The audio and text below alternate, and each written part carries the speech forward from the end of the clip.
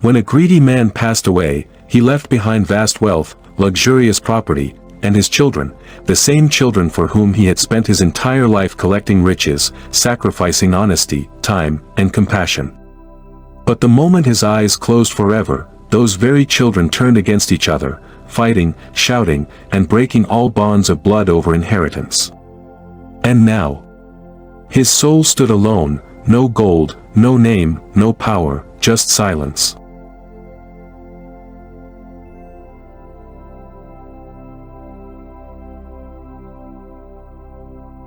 You have left the world behind. No title follows you. No bank balance can protect you now.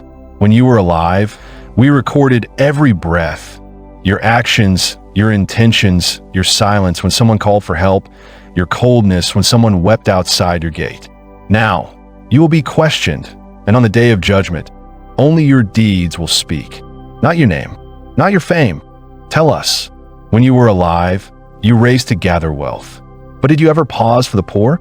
Did you ever kneel beside someone broken and ask, "Are you okay?" No, you built empires, but crushed hearts. You gained the world, but lost yourself. I worked so hard. I created jobs. I thought that counted for something. I was saving for my children, for their future. I kept thinking, I'll give to others one day. But that one day never came. And it never does. Later is the lie that most souls repeat. You planned everything except the end. You lived like you would never die. Even your own relatives, your family, needed you, but you closed your eyes. You closed your heart. You saw hunger and turned away. You saw injustice and stayed silent. You were given wealth not to store, but to share. Yet you locked it away as if you could take it with you. But I did give, sometimes. I gave charity, small donations. We saw those donations. We recorded them, but they were done for applause, not for God. You gave with one hand and made sure the other clapped. Not a single coin softened your heart. Your hands gave, but your soul remained stone. Tell us this. Why did you give all your property to your sons? Weren't your daughters yours too? Didn't they carry your name, your love, your blood? I paid for their education, their weddings. Wasn't that enough?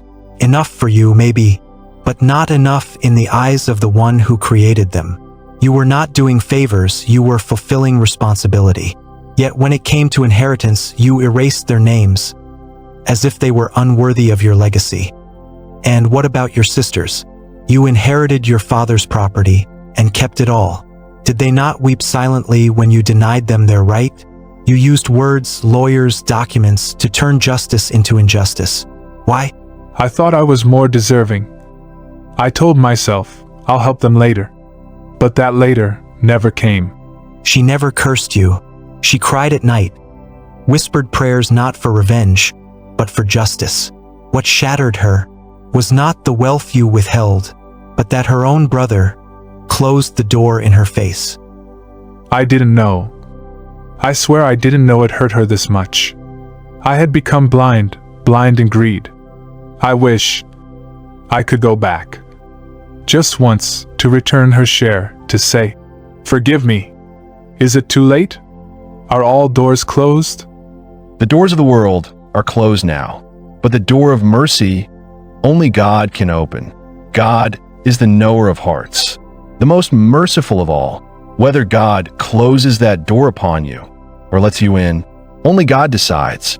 And one day, you and I, we too will be asked, not how much we earned, but how much we gave.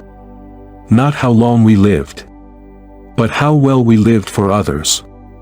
So prepare your answer while your heart still beats. Because once it's over, only your deeds will remain. Your wealth will not speak for you, but your kindness will. What will your soul say when it is asked?